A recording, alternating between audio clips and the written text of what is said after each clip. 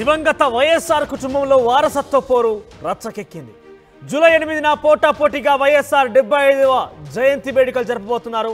అయితే షర్మిల ఆధ్వర్యంలో విజయవాడలో వైఎస్ జయంతి అక్కడ ఉత్సవాలు జరపబోతున్నారు.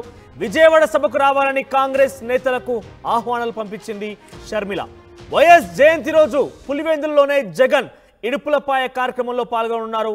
ఇక జయంతి వేడుకలు నిర్వహించాలని వైసీపీ పిలుపునిచ్చింది. ఏపీ వ్యాప్తంగా సేవా కార్యక్రమాలు చేపట్టాలని సజ్జల కూడా పిలుపునిచ్చారు. సో ఏమైనా కూడా గత కొంతకాలంగా చూస్తూనే ఉన్నాం. వైసీపీ పార్టీ నుంచి ఎప్పుడైతే షర్మిల బయటికి వచ్చి తెలంగాణలో వైఎస్ఆర్టీపీ పేరిట ఒక పార్టీ ఏర్పాటు చేసిందో అప్పటి నుంచి కూడా జగన్ షర్మిల మధ్య చాలా విభేదాలు బయటపడుతున్నాయి. ఆస్తులకు సంబంధించిన విభేదాలు కూడా ఒక్కొక్కటిగా బయటపడుతున్నాయి. పంపకాల విషయంలో కూడా ఒక్కొక్కటిగా రచ్చకెక్కుతున్నాయి. ఈ నేపథ్యంలోనే ఏకంగా తండ్రి దివంగత నేత మాజీ ముఖ్యమంత్రి వైఎస్ రాజశేఖర రెడ్డి జయంతి ఉత్సవాల విషయంలో కూడా ఈ యొక్క పోరు రచ్చకెక్కిందని చెప్పాలి. 75వ జయంతి వేడుకలు ఏవైతే ఉన్నాయో అవి వేర్వేరుగా నిర్వర్తిస్తున్నారు.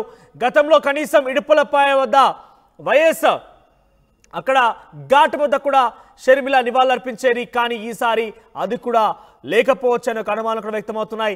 జగన్ పులివెందుల ఇడుపులపాయ వద్దే వైఎస్ ఘాట్ వద్ద ఆయన నివాళులర్పించే అవకాశం ఉంది. కానీ షర్మిల మాత్రం విజయవాడలో ఉత్సవాలు నిర్వహించేందుకు సన్నాహాలు రూపొందిస్తోంది. జయంతికి సంబంధించి అక్కడ వేడుకలు జరపబోతున్నారు. కాంగ్రెస్ పార్టీ అధిష్టానం నుంచి తనకి కాంగ్రెస్ పార్టీకి ఆ నాయకులకు కూడా ఆహ్వానం అందించింది. సో ఇటీవల తెలంగాణ కూడా వచ్చి ముఖ్యమంత్రి రేవంత్ రెడ్డి ఇతరత్ర మంత్రులను కూడా కలిసి ఆహ్వానం అందించే ప్రయత్నం చేసింది. సో మొత్తం మీద వైఎస్ కుటుంబంలో ఇద్దరి మధ్య అన్నా చెల్లెల మధ్య పోరు రచ్చకెక్కింది మరోసారి.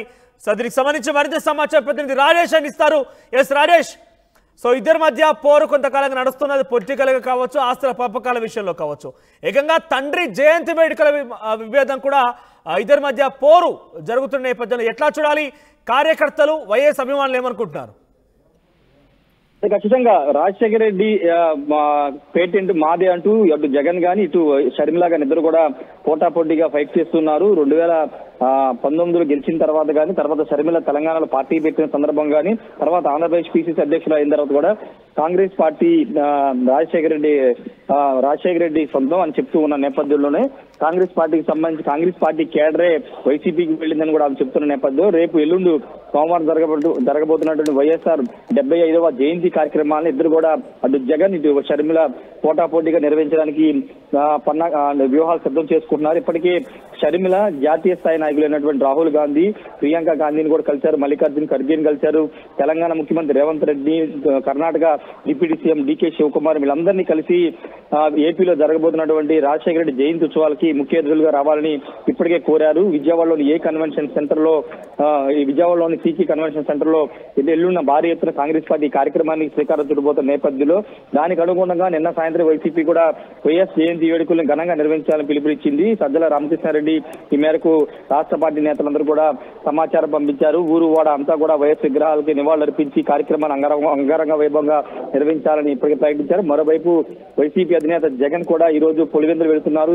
3 రోజుల పాటు పులివెందులు ఉంటారు. ఎల్లుండి ఉదయం 8వ తేదీన ఇడుపులపాయలో వైఎస్ఆర్ జయంతి వేడుకలు ఆయన కూడా ఘనంగా నిర్వహించాలని ప్లాన్ చేస్తున్నారు. ఖచ్చితంగా ఇక్కడ రాజశేఖర రెడ్డి వారసత్వం తమదే అంటూ ఇద్దరు కూడా పోటీ పడుతున్న నేపథ్యంలో ప్రజలైతే ఎవరి వైపు ఉంటారనేది తేలే అవకాశం అయితే కనబడుతుంది. ప్రస్తుతానికైతే ఇద్దరు అయితే ఇది రెండు అంటే కాంగ్రెస్ పార్టీ తరఫున షర్మిల, వైసీపీ తరఫున జగన్ ఇద్దరు కూడా రాజశేఖర రెడ్డి జయంతి వేడుకలను ఘనంగా నిర్వహించబోతున్నారు. అయితే కాంగ్రెస్ పార్టీ తరఫున రాహుల్ గాంధీ వస్తారా లేకపోతే ఎవరెవరు వస్తారో ఇంకా స్పష్టత రాలేదు. ప్రస్తుతానికైతే వాళ్ళందరికీ ఆహ్వానాలు అయితే గతంలో ఇటువంటి వేడుకలు జరిగినప్పుడు కూడా ఇద్దరు కలిసి వారు అక్కడ మాట్లాడకపోయినా ఎడముఖం పెడముఖంగా ఉన్నప్పటికీ వైసీపీ ఘాట్ వద్ద ఇడుపులపై వద్దనే నివాళులు అర్పించేవారు. అక్కడ కాసేపు కూర్చుండి వారంతా కూడా ఆ తల్లి అంతా కుటుంబం మొత్తం కూడా కూర్చుని కొంత నివాళులు అర్పించేవారు.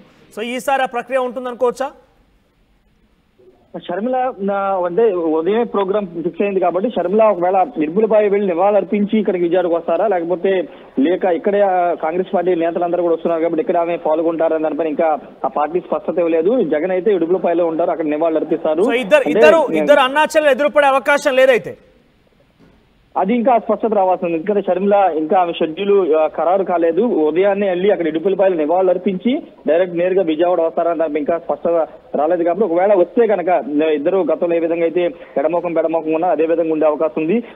ఒక అరగంట గ్యాప్ లో ఫస్ట్ ఒకళ్ళు వచ్చి నివాళులు అర్పించిన తర్వాత మరి తర్వాత జగన్ వచ్చి నివాళులు అర్పించే అవకాశం కనబడుతుంది. ఎదురెదురుగా పడే అవకాశం అయితే లేదు. మరోవైపు ఇక్కడ విజయమ్మ పాత్ర కూడా చాలా కీలకంగా మారింది. ఇప్పుడు విజయమ్మ జగన్ వైపు వెళ్తారా, షర్మిల వైపు వస్తారనే దానిపైన కూడా పెద్ద ఎత్తున రాజకీయంగా చర్చ జరుగుతుంది. విజయమ్మ షర్మిల ఈ మీటింగ్ కి జయంతి వేడుకలో విజయమ్మ కూడా పాల్గొంటారని ఒక ప్రచారం జరుగుతుంది. మరోవైపు వైసీపీ మాత్రం విజయమ్మ ఇడుపులపైకే వస్తారని కూడా అక్కడ చెబుతున్న నేపథ్యంలో ఇప్పుడు విజయమ్మ ఎటువైపు, కూతురు వైపు నిలబడతారా, కుమారుడు వైపు నిలబడతారా అనేది చూడాల్సిన అవసరం కనబడుతుంది. ఆల్రెడీ ఎన్నికల ముందు మనం చూసాము, షర్మిలాని గెలిపించండి అంటూ వైఎస్ విజయమ్మ అమెరికా నుంచి ఒక వీడియో పంపిన నేపథ్యం చూసి అప్పుడే పెద్ద ఎత్తున చర్చ జరిగింది. అవినాష్ రెడ్డికి వ్యతిరేకంగా, వైసీపీ వ్యతిరేకంగా విజయమ్మ షర్మిలాని గెలిపించాలని కోరిన నేపథ్యం కూడా చూసాం. కాబట్టి ఇప్పుడు షర్మిల తన కూతురు వైపు నిలబడి రాజశేఖర రెడ్డి జయంతి వేడుకలో పాల్గొంటారు, లేకపోతే కుమారుడు వైపు నిలబడి అక్కడ జయంతి వేడుకలో పాల్గొంటారని చూడాల్సిన అవసరం అయితే. షర్మిల నిర్వహించేటువంటి జయంతి వేడుకలకు ఎవరెవరు హాజరు కాబోతున్నారు? ఇప్పటికే తెలంగాణకి సంబంధించి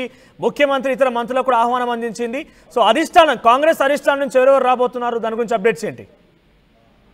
అంటే ఆహ్వానాలు అయితే జాతీయ స్థాయి రాహుల్ గాంధీ వీళ్ళందరికీ కూడా ఆహ్వానాలు వెళ్ళాయి. స్వయంగా షర్మిల వెళ్లి ఆహ్వానం పంపారు. కాబట్టి అంటే ఇక్కడ వ్యూహాత్మక జయంతి వేడుకలు నిర్వహించడం ద్వారా కాంగ్రెస్ పార్టీని బలోపేతం చేయడం, స్ట్రెంథనింగ్ చేయడం, జాతీయ నాయకులు తీసుకొచ్చి కాంగ్రెస్ పార్టీ బలోపేతం చేయాలనేది షర్మిల వ్యూహంగా కనబడుతుంది. ఎందుకంటే ఈ కార్యక్రమం ఉంది కాబట్టి రాజశేఖర రెడ్డిని ఉపయోగించి, జయంతి వేడుకను ఉపయోగించుకుని జాతీయ నాయకులు తీసుకొచ్చి మరింత స్ట్రెంథనింగ్ చేయాలి, రాబోయే ఎన్నికల మీద ఫోకస్ పెట్టాలనేది షర్మిల వ్యూహంగా కనబడుతుంది. అందుకే జాతీయ స్థాయి నాయకులు పిలిపించి ఆహ్వానాలు అయితే అందించారు. ఇంకా ఎవరెవరు వస్తారన్న దానిపై కాంగ్రెస్ పార్టీ కూడా స్పష్టత ఇవ్వలేదు. ఈ రోజు సాయంత్రం లేదా రేపు ఉదయానికి ఎవరెవరు వస్తున్నారో దానిపైన కాంగ్రెస్ పార్టీ ఖరారు చేసి లిస్టు ప్రకటించే అవకాశం అయితే కనబడుతుంది. మనోజ్. రైట్ రాజేష్, ఇక దివంగత వైఎస్ఆర్ కుటుంబంలో మరోసారి విభేదాలు బయటపడుతున్నాయి. ఇద్దరు వేర్వేరుగా ఈ వేడుకలు జరుపుతున్నారు. షర్మిల విజయవాడలో కాంగ్రెస్ అధిష్టాన పెద్దల్ని కూడా కొంత ఆహ్వానించినట్టు తెలుస్తోంది. విజయవాడలో వేడుకలు జరుపుతోంది. ఇక జగన్ పిలుపునిచ్చింది, జయంతి వేడుకలు జరపాలంటగా కూడా పిలుపునిచ్చే పరిస్థితి కనబడింది. సో ఏదేమైనా కూడా రాష్ట్ర వ్యాప్తంగా అటు ఆంధ్రప్రదేశ్ రాష్ట్ర రాజకీయాల్లో ఒక్కసారిగా ఇద్దరి మధ్య విభేదాలు బయటపడడంతో వైసీపీ అభిమానులు మరొక ఆందోళన కూడా మొదలైంది.